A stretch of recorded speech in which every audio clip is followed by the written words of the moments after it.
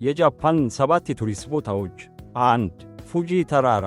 ፉጂ ተራራ የጃፓን ታላቅ ምልክት ሲሆን ከፍታው 3776 ሜትር ነው። ይህ ተራራ ቅዱስ ቦታ እንደሆነ ይቆጠርና ዓለም አቀፍ የቱሪስቶች መናኸሪያ ነው። በበጋ ወቅት ሐምሌ-ነሐሴ ወደ ጫፉ መውጣት ይቻላል። 2. ሴንሶጂ ቤተ መቅደስ ቶኪዮ ውስጥ ካሉ ጥንታዊ ቦታዎች አንዱ ሲሆን ከ628 ዓመተ ምህረት ጀምሮ ቆሟል። ቀይ ትልቁ ደጃፍ ቅርጸ ምስሉ እጅግ ታዋቂ ነው። ዙሪያ ያሉ ትናንሽ ሱቆች ባህላዊ ቁሳቁሶችን ይሸጣሉ። 3. አራሺያማ የቀርከሃ ደን በኪዮቶ ምዕራባዊ ክፍል የሚገኘው ይህ ቀርከሃ ደን ሰዎችን ወደ ሌላ ዓለም እንደሚወስድ ይሰማቸዋል። ዝናቡ ሲወጣ ወይም ጭጋጋማ ሲሆን ምስሉ ልዩ ውበት አለው። 4.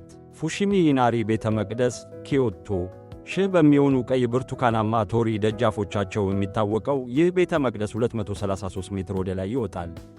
24 ሰዓት ክፍት ሲሆን ጎህ ሲቀድ ወይም ጭጋጋማ ቀን ጉዞ ማድረግ ድንቅ ነው። 5.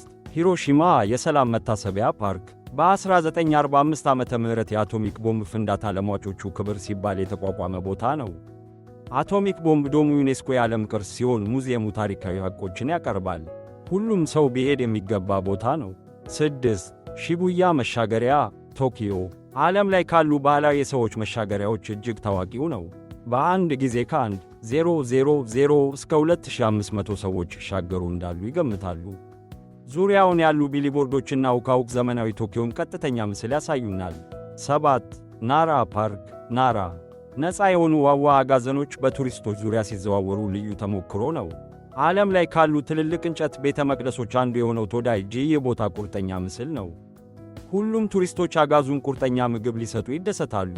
ሰላም ሁኑ።